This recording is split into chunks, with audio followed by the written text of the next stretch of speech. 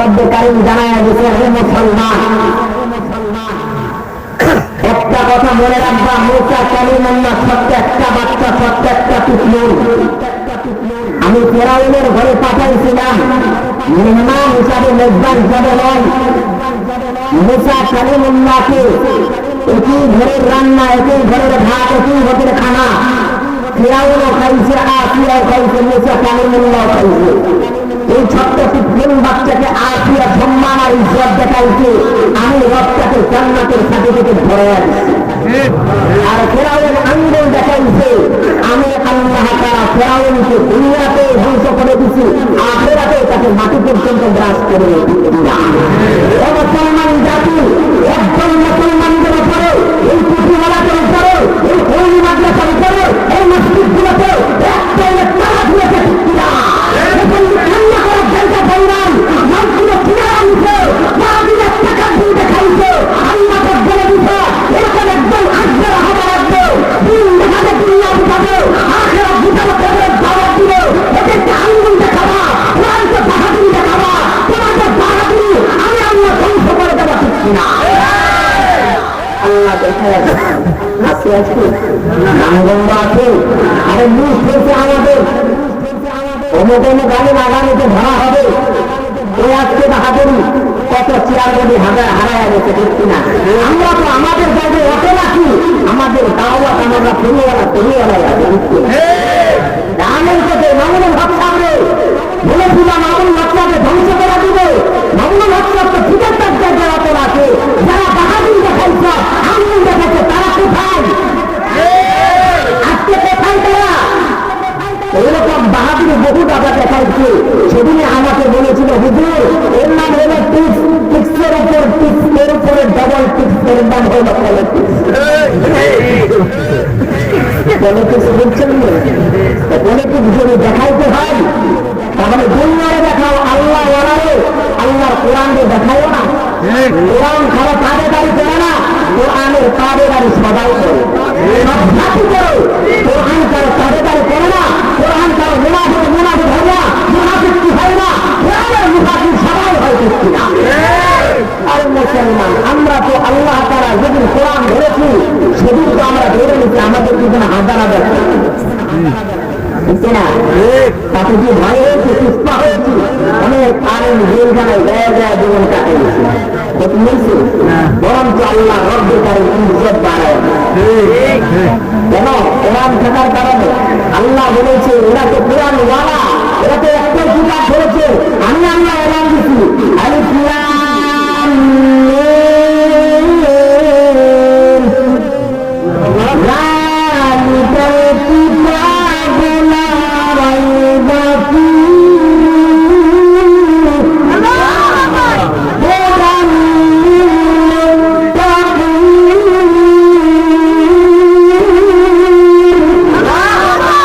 আমি তো আল্লাহ এদেরকে এমন একটা কোরআনের খেদমত বানাইছি, যালিকাল কিতাব এমন একটা কিতাব লা রাইবা ফীহি, যার কোনো সন্দেহ আছে করা যাবে?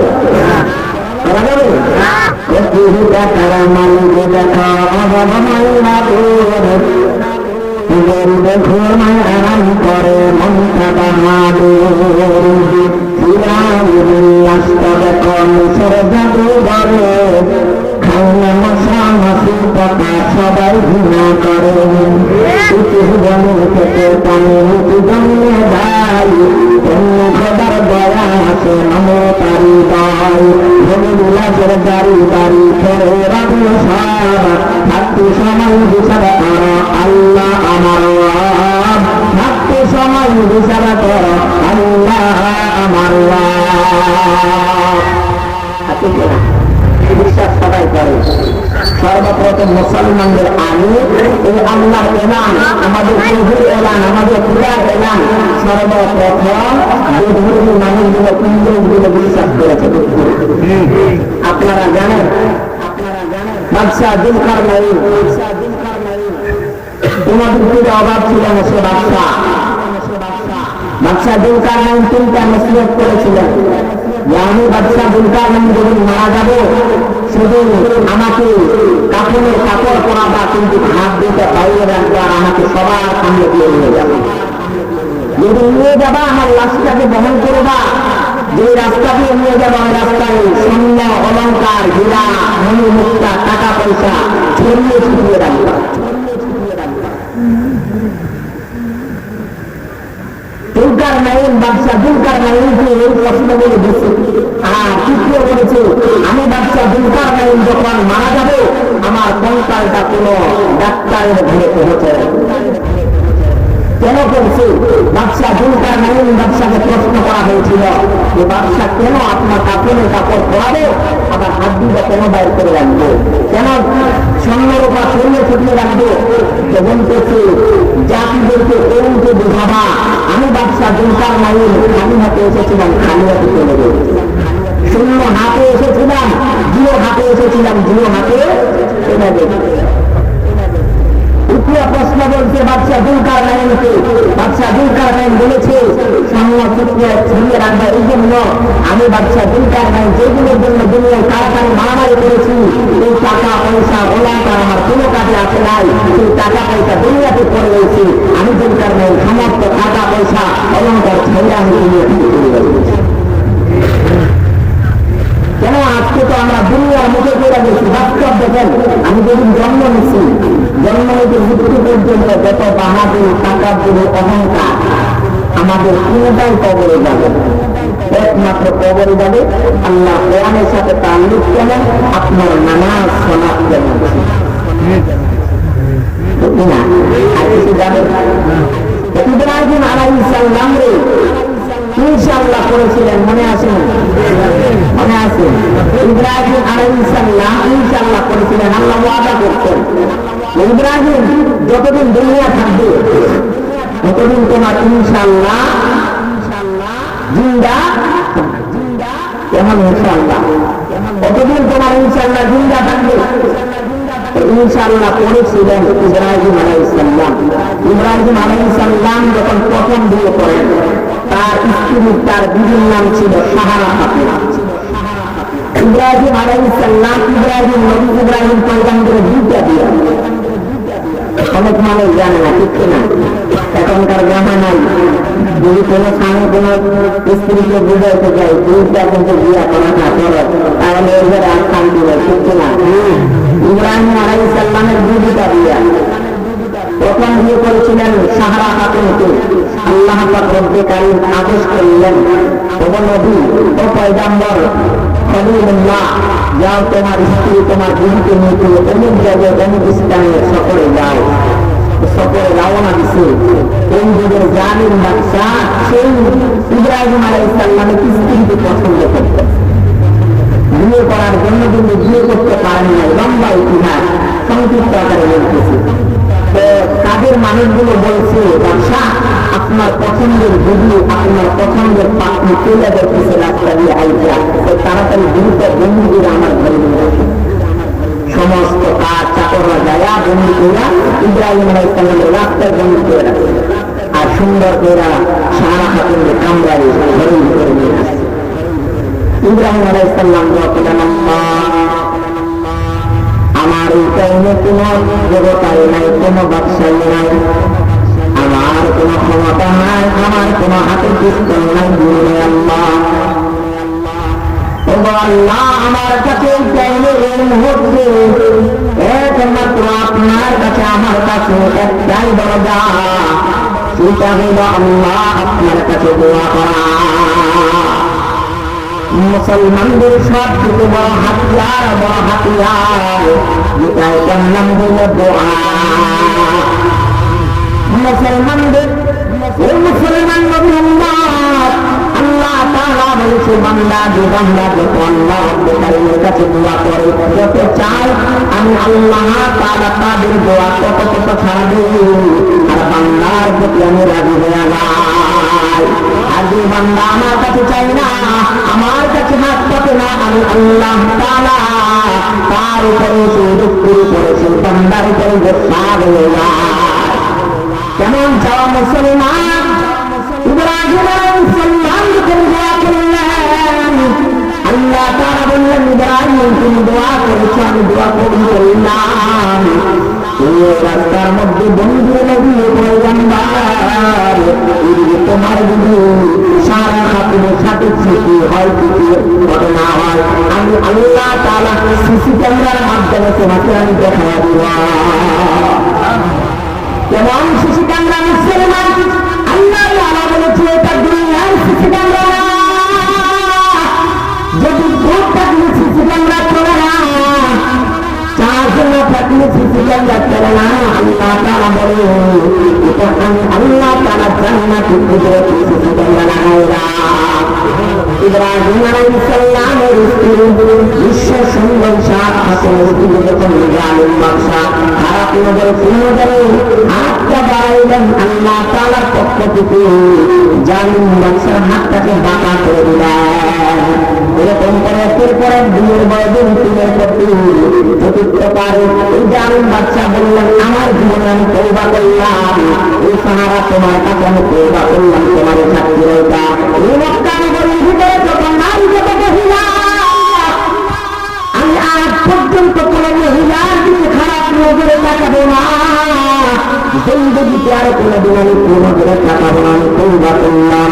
এই মহিলা এই সাহারা খাতুন তিনি তোমার কাছে আমার পৌঁছানোর বিষয় আছে, অভিনয়ের বিষয় আছে, তোমার কাছে কোন যাবে কোন তন্ত্র বিদ্যা আছে, আমি এই বিদ্যাটা জানতে চাই। যে বিদ্যার কারণে আমার হাতটা আল্লাহ তাআলা তোমার তন্ত্রের মন্ত্রের মাধ্যমে দেখা করে দিলাম। বিশ্বাসী মানুষ আমাদের ব্যবসা আমার জিন্দগিতে কোন তন্ত্র মন্ত্র জানি না, বিশ্বাস করি না, কোন যাদবকে আমি বিশ্বাস করি না। আমার জীবনে আমি 5 ওয়াক্ত নামাজ ছাড়ি না, আমি নামাজ তোমাদের কাজা করি না। আমি এমন একজন নবীর এমন একজন পয়গম্বরের স্ত্রী যাকে রব্বুল আলামিন বলেছিলেন আমার কাছে আর কোন জাদু তন্ত্র মন্ত্র নাই, আমিও তন্ত্র মন্ত্র বিদ্যা করে বিশ্বাস করি না। এবার ব্যবসা আমি আর জিন্দগিতে আর কিছুই বলতে পারি না। যার তার কর্মচারীদেরকে আদেশ করলেন, আমার মেহমান হিসাবে আমার বললাম বাড়িতে নিয়ে আসো। নিয়ে আসলে আসার পরে সেই হযরত ইব্রাহিম আলাইহিস সালাম হঠাৎ করে যখন জালিম বাদশার সামনে বসছে, হঠাৎ করে বললেন, বাদশা কি জন্য ডেকেছেন? আপনার কাছে একটু জানতে চাই, আপনার বাড়ি আমার বাড়ি একই বাড়ি, তোমার স্বামী তোমার স্ত্রী এই জন্য কথা করি তুমি উদ্দেশ্য বলতেছে, বাদশা আমরা স্বামী স্ত্রীর অভ্যকারের কাছে বলছে আল্লাহ আদেশ করেছে, হুকুম করেছে আমাদের সফরে করে যাওয়ার জন্য। এই জন্য সফরে রওনা দিছি। এই ব্যক্তিটা কেউ দেখতে জানো বলতেছে কেউ না, আমার স্বামী গ্রহণ করবে, আমার স্ত্রী গ্রহণ করবে, আমরা দুই স্বামী স্ত্রী মিলে আমাদের ব্যক্তি বলে আমরা ইব্রাহিম আলাইহিস সালামকে জালিম বাদশা প্রস্তাব দিলেন, বাদশা আমি একজন বাদশা তোমার একটা প্রস্তাব দিলাম। এই প্রস্তাব বাদশা করে আমার বাড়িতে একজন দাসী মহিলা আছে, এই মহিলারে তোমার জন্য আমি খাদিমা হিসাবে নিযুক্ত করলাম। তুমি যদি এটা খাদিমাকে গ্রহণ করো, আমি বাদশা এলান দিলাম এই খাদিমা এই কাজের বুয়াটা তোমার জন্য নিযুক্ত করে দিলাম। এ বাদশা মেনে নিলাম, এলানও দিলেন, মেনে নিলাম, কিন্তু আমাদেরকে কিছু কি টাইম দেওয়া যাবে? টাইম দেওয়া যাবে বলতেছে কেন? কয় স্বামী স্ত্রী একটু পরামর্শ করব। এর মুসলমান নবীর উম্মত যুবক ভাইদেরকে বলি, ভাই বলেন তো আপনারা মুসলমান, আমিও মুসলমান, আপনারাও মায়ের গর্ভ থেকে এসেছেন, আমিও এসেছি। তারা তো নবী ছিল, পয়গম্বর ছিল, আল্লাহ তাআলা নবীদের তো পরামর্শ দরকার ছিল না, ঠিক কিনা? কিন্তু কেমন নবী, কেমন নবীর স্ত্রী, প্রতিটা কাজের মধ্যে প্রতিটা পরামর্শ দুই স্বামী স্ত্রীর ভিতরে ছিল, ঠিক কিনা? এখনকার জামানায় কোন স্বামী কোন স্ত্রীর সাথে পরামর্শ করে না, কোন স্ত্রী স্বামীর কাছ থেকে ইজাজত নেয় না। স্বামী যাই চাকরি চাকরির খোঁজে, স্বামী যায় কৃষি কাজের খোঁজে, স্বামী যায় কোনো ব্যবসার উদ্দেশ্যে, স্ত্রীর মন যেদিকে যায় সেদিকে চলে যায়, ঠিক কিনা? এর মুসলমান হাদিসের প্রমাণ, এর মুসলমান কথাগুলো বলে যায় অনেক উলামায়ে কেরাম আছে। এর মুসলমান যায় না নিবেন, মসজিদে ইমাম সাহেব আছে, খতিব সাহেব আছে, তাদের কাছ থেকে যায় না নিবেন। মুসলমান স্বামীর ইজাজত ছাড়া কোন স্ত্রীর ঘরের বাইরে যাওয়া পর্যন্ত কোনো ইজাজত নাই, ঠিক কিনা?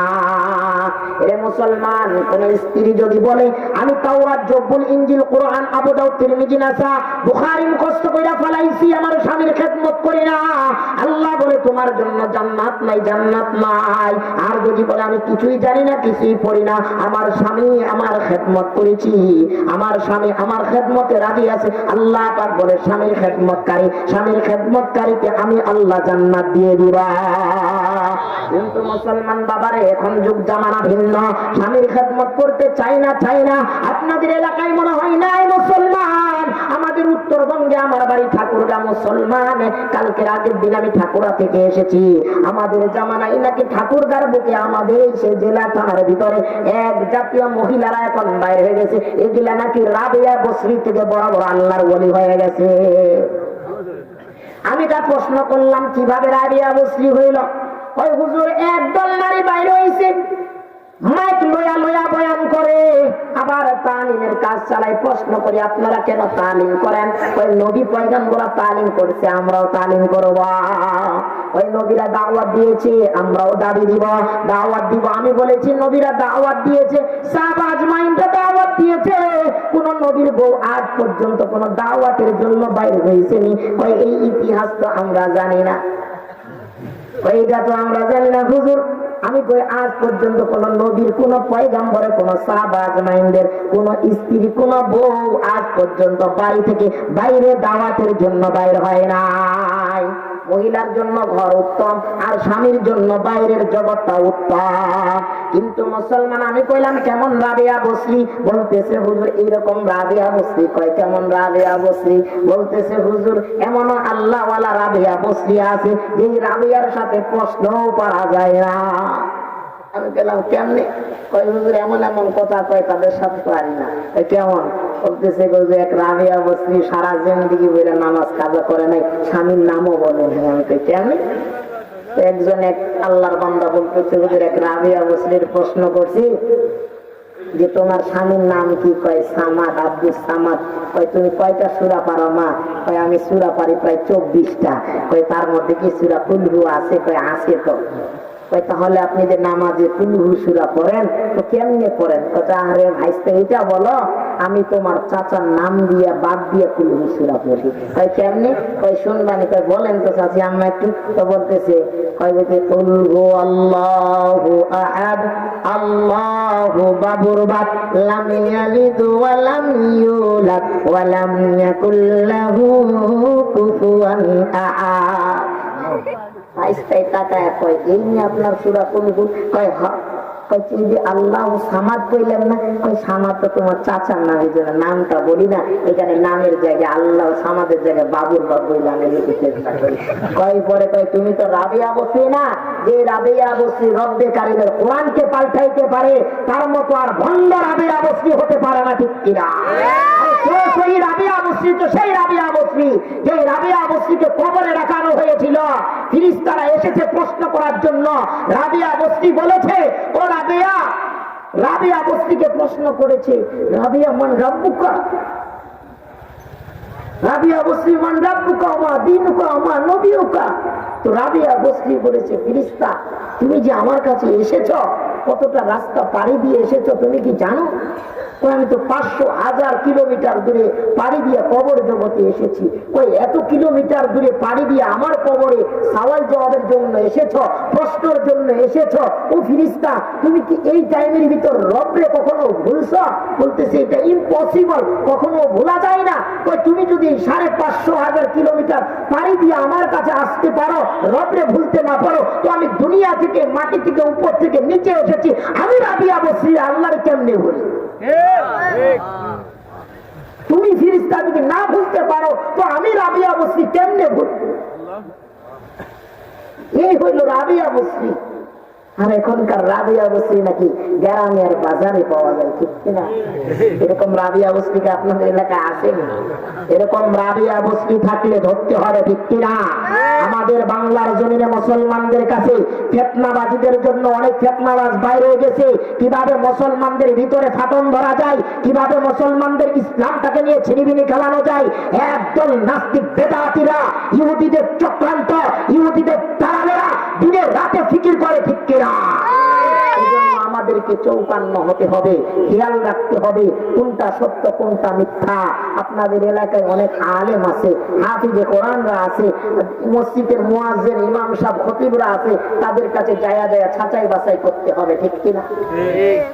নিজে নিজে রায় দেওয়া যাবে না, নিজে নিজে বুঝে আরেকজন কাছে শুনে শুনে দেওয়া যাবে না।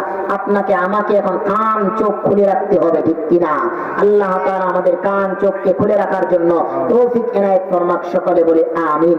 বিশেষ করে মুসলমান বাবাজি নবীর উম্মতদেরকে আমি এতটুকু বলবো, কোরআন যালিকাল কিতাব, এটা এমন একটা কিতাব লা রাইবা ফি, যার মধ্যে কোনো সন্দেহ নাই, হুদাল লিল মুত্তাকিন। এই কোরআনটা মানুষের হেদায়েতের কিতাব, হেদায়েতের পথ প্রদর্শক, মানুষকে সঠিক রাস্তা দেখাবার জন্য আল কোরআন, ঠিক কিনা? আল কোরআন মানুষের জন্য কত উপকার, এতটুকু বইলা ইনশাআল্লাহ আমি ছেড়ে দেব। নাকি দোয়া করে দিব? হ্যাঁ, চলবে? চালাবো? কার কার চলবে একটু ইনশাআল্লাহ? আল্লাহ আল্লাহ কবুল করুক, আল্লাহ কবুল করুক দোয়া করা। আল্লাহ তাআলা বলেছে, বান্দা এই এলাকায় প্রায় 3টা মসজিদ আছে। কয়টা? 3টা মসজিদ আছে। 3টা মসজিদে যদি ফজরের সময় 100 মুসল্লি হয়, হিসাব করে শুনেন, 100 মুসল্লি হয় ফজরের সময়, জোহরে 100 হয়, আসরে 100 হয়, মাগরিবে 100 হয়, এশারে 100 হয়, তাহলে কত মুসল্লি হইল? 500 মুসল্লি। এক মসজিদে যদি 500 হইল, 3 মসজিদে কত? 1500। আল্লাহ পাক রব্বে কারীম বলে 1500 মুসল্লি যদি আমার কাছে একবারে হাত তুলে, হাত হইবে কতগুলো? 3000 হাত হবে। তো রব্বে কারীম বলে আমার আসমানের নিচে এই 3000 মানুষের হাত, 3000 হাত উপস্থিত হবে। এক এলাকা থেকে যদি 3000 হাত আসে, আরেক এলাকায় থেকে যদি 3000 আসে, তো আসমানের নিচে হাতগুলো আটক দিয়ে থাকবে। আমি আল্লাহ ডানে তাকাবো না, বামে তাকাবো না, টান টান দিয়ে দিয়ে একটা করে হাত কবুল করবো, ঠিক কিনা? আল্লাহ বলে এই ফরিদপুর এই এলাকা থেকে যদি একটা মানুষ গোয়ালমারি স্ট্যান্ডে সকালে রওনা দেয়, জাম পাবে না। আর যদি দুপুরে রওনা দেয়, জাম পাবে। তাহলে বলেন তো রওনাটা কখন দিবে? সকালে দেওয়া উত্তম হবে নাকি দুপুরে দেওয়া উত্তম হবে? আল্লাহ বলে এই বান্দা যেমন সকালে রওনা দিয়ে গোয়ালবাড়ির ভিতরে নিরাপত্তায় যাইতে পারবে, জ্যামজট ছাড়াই যাইতে পারবে। আল্লাহ বলে 5 ওয়াক্ত নামাজ পড়বো, সেজদা করবা। এই 5 ওয়াক্ত নামাজের ভিতরে এক এলাকা থেকে 3000 হাত এসেছে। আমি রব, আমি আল্লাহ কোন হাতটারে কবুল করব, এটা আমার দেখার টাইম নাই, ভিড়ের টাইমে যেটা আগে পাবো সেটা কবুল করব, ঠিক কিনা? আল্লাহ বলে, রব্বে কারীম বলে, বান্দা এক টাইমে যদি বান্দা আমার কাছে 2টা হাত উত্তোলন করে, আমার আসমানের নিচে তাকায়া দেখি কোনো হাত নাই, কোনো জ্যাম নাই, কোনো জট নাই, আমি আল্লাহ বান্দা আল্লাহ করে ডাকতে দেরি, আমার বান্দার হাতটারে কবুল করতে দেরি করব না। বলে কেমনে? বান্দা যদি গভীর রজনী রাত্রে উইঠা যাই নামাজটা বিছায়া, মসজিদটারে বইয়া সুন্দর কইরা যাই নামাজটা বিছায়া 2 রাকাত নামাজ পড়লো, 4 রাকাত নামাজ পড়লো, তাহাজ্জুদ গুজার হইল, ওই টাইমে যদি রব্বে কারীমের কাছে বান্দা 2টা হাত উঁচা করে বলে আল্লাহ, আল্লাহ বলে বান্দা, বান্দা আল্লাহ করতে ডাকতে দেরি, আমি বান্দার ডাকে সাড়া দিতে দেরি না। কেন নি জানো? ওই টাইমে ওই সময়ে আমি আসমানের নিচে কোনো জাম থাকে না, কোনো ভিড় থাকে না, একমাত্র বান্দার কয়েকটা হাত থাকে। আমি আল্লাহ ওই সময় ওই টাইমে আমি আল্লাহ প্রথম আসমানে চলে আসি। সারা দিন সারা রাত থাকি না, কিন্তু রাত্রে গভীর রজনী, রাত্রে 12টার পরে আমি আল্লাহ 12টার পর থেকে গভীর রজনী রাত্রে বান্দা যখন ঘুমায়া যায়, আমি ডাকতে থাকি, বান্দা আমার কাছে চাও, উঠো একটু, ওইটা ওযু কইরা 2 রাকাত নামাজ পড়ে তোমাদের কি অভাব বান্দা? আমার কাছে চাও, আমার কাছে বলো, তোমাদের রাজত্ব লাগবে নাকি তোমাদের জমি জমা লাগবে নাকি তোমাদের টাকা পয়সা লাগবে? তোমরা চাও, আমি আল্লাহ চাইতে দেরি তোমাদেরকে দিতে দেরি করবো না। এ বান্দা যত রাত্র হয় তত রাতে কারিম তোমাদের মনগুলোর দিকে তাকাইবে না, আল্লাহ তাআলা তোমাদের জবানের দিকে তাকাবে। জবান দিয়ে আল্লাহ করে ডাক দিছ বান্দা, এ বান্দা টাইম পাও নাই, টাইম পাও নাই, আজকে টাইম পাইছো গভীর রজনী রাত্রে দোয়াটা কইরা রব্বে কারিমের কাছে চায়া চায়া আমরা আজকে মরণ বিছানায় চলে যাইব। এরে মুসলমান, এই ডাকটা হতে পারে শেষ ডাক, এই চাওয়াটাই শেষ ডাক হইতে পারে। না জানি এখান থেকে যায় ডাক দিব, রব্বে কারিমের কাছে ডাক দিতে দেরি আর আল্লাহ পাকের কাছে সাড়া দিতে দেরি না। এরে মুসলমান, প্রমাণ দেখতে চান আমার এক আত্মীয় কিছুদিন এক সপ্তাহ আগে বিদেশ থেকে রওনা করেছে আমি ঠাকুরগাঁ সফরে। ইতিমধ্যে হঠাৎ করে বলল আমি এয়ারপোর্ট থেকে নেমেছি, রংপুরের কাছাকাছি চলে আসছি, দোয়া চাইলো মাগো আপনি একটু দোয়া করেন আমি যেন বাসা পর্যন্ত পৌঁছতে পারি মা, এতটুকু তোমার কাছে দোয়া চাই মা। বলতেছে ঠিক আছে বাবারে, দোয়া করলাম আল্লাহ যেন তোমার সুস্থতার সাথে বাড়িতে নিয়ে চলে আসে। এরে মুসলমান, করুন ইতিহাস মুসলমান, কোন বানোয়াট কোন কথা না মুসলমান। এই ব্যক্তিটা রংপুরের ভিতরে গাড়ি নিয়ে আসতেছে, হঠাৎ করে গেটের ভিতরে ঢুকলো, দুটা ছোট ছোট মাসুম বাচ্চা দৌড় দিয়া উঠানের ভিতরে আসছে, হাঁটু দুইটা ফালায়া, বাচ্চা দুইটার চেহারা দুইটা দুই হাত দিয়ে ঠেকায়া ঠেকায়া চোখের পানি ফালায়, আর বাচ্চা দুইটাকে নাড়তে নাড়তে আল্লাহ পাকের ডাকে সাথে সাথে সাড়া দিয়ে দিছে। আরে মা জীবিত, বাবা জীবিত, ভাই বোন জীবিত, উপস্থিত, নিজের প্রাণের বিবি উপস্থিত, বাবা উপস্থিত, মা উপস্থিত। মার কাছে দোয়া চাইল, বাবা একটু দোয়া করলো, তুমি আসো আল্লাহ তাআলা যেন সুস্থতার সাথে তোমার নিয়ে আসে। এরে মুসলমান, বাড়ি যাইতে দেরি, আল্লাহ তাআলা তিনাকে নিতে আর দেরি করে না। আমাকে কইল হুজুর কিছুক্ষণ আগে আমারে ফোন দিল আর দুনিয়া থেকে আর চলে গেল। এরে মুসলমান, এরকম ঘটনা গত বছরের একটা ঘটনা। আমার মাদ্রাসা, বয়স্কদের মাদ্রাসা, মুরব্বীদের মাদ্রাসা, মাদানী নেশা হেফজখানা মুসলমান, একজন মুরব্বী আমারে খুব মহব্বত করত, নাম হইল নুরু চাচা, খুবই মহব্বত করতো। আমার সামনে দিয়ে নামাজ পড়তো, প্রতিটা ওয়াক্তে ওয়াক্তে নামাজে হাজির হইতো। কিন্তু হঠাৎ করে একদিন জুম্মার নামাজে উপস্থিত হইছে আর রব্বে কারিম ওই অবস্থায় তাকে দুনিয়াতে নিয়ে চলে গেল।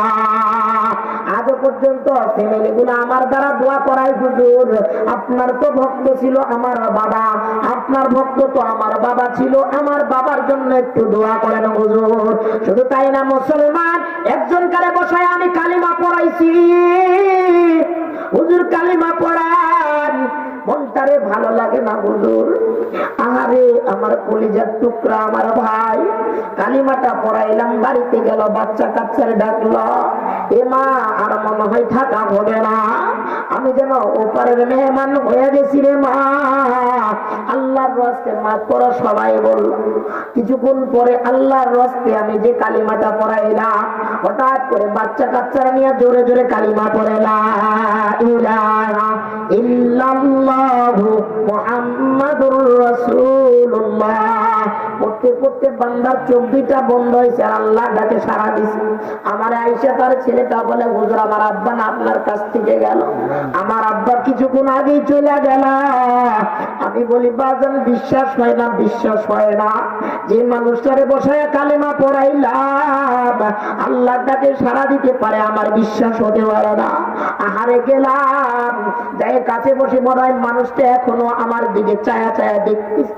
চোখ দুইটা বন্ধ করলাম, যেন তাকায়া দেখি চোখ দুইটা যেন এখনো আল্লাহর কালিমা জপতেছে।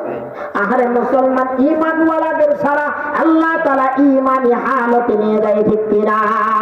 এরে মুসলমান, মূর্খ মূর্খ মানুষগুলা যায় যায় আমার মাদ্রাসায় যায় যায় কোরআন শিখে কালিমা পড়ে। এই জন্য মুসলমান, এই বয়স্ক মাদ্রাসা আল্লাহ পাক রব্বে কারিম আপনাদেরকে নেওয়ার তৌফিক দান করুন, সকলে বলে আমিন। এরে মুসলমান, আমার শায়েখ, আমার মুরব্বী, আমার উস্তাদ হযরত আবু জাফর সাহেব ইব্রাহিম দামাত বারকাতুহু মাদ্দাজিল আলিয়া হযরত আমারে প্রতিষ্ঠান করে দিয়েছে, মুরব্বীদের প্রতিষ্ঠান, বয়স্কদের প্রতিষ্ঠান, যুবকের প্রতিষ্ঠান। আহারে জাহাঙ্গীরনগরে অনেক ছাত্র আজকে একটা ফোন দিছে, হুজুর একটা প্রোগ্রাম দেন বাজন তারিখ নাই, ওই হুজুর বাপের কাছে যদি সন্তান না পাই কে আমাদেরকে ঠাই দিবে, কে ছায়া দিবে? হুজুর আপনার কাছে জাহাঙ্গীরনগরে পয়লা পয়লা কোরআন শিখেছি হুজুর, আপনার দাওয়াতে এলাকায় মাদ্রাসা পেয়েছি হুজুর, আপনি একটা দাওয়াত দেন। আমি বললাম বাজান যদি সুযোগ হয় রাখবো। আরে মুসলমান এরকম অনেক ভার্সিটির ছাত্র আমার আজকে, অনেক মুরব্বীর ছাত্র আমার ছেলে আজকে আর্মি, আমার ছেলে রেপ, আমার ছেলে পুলিশে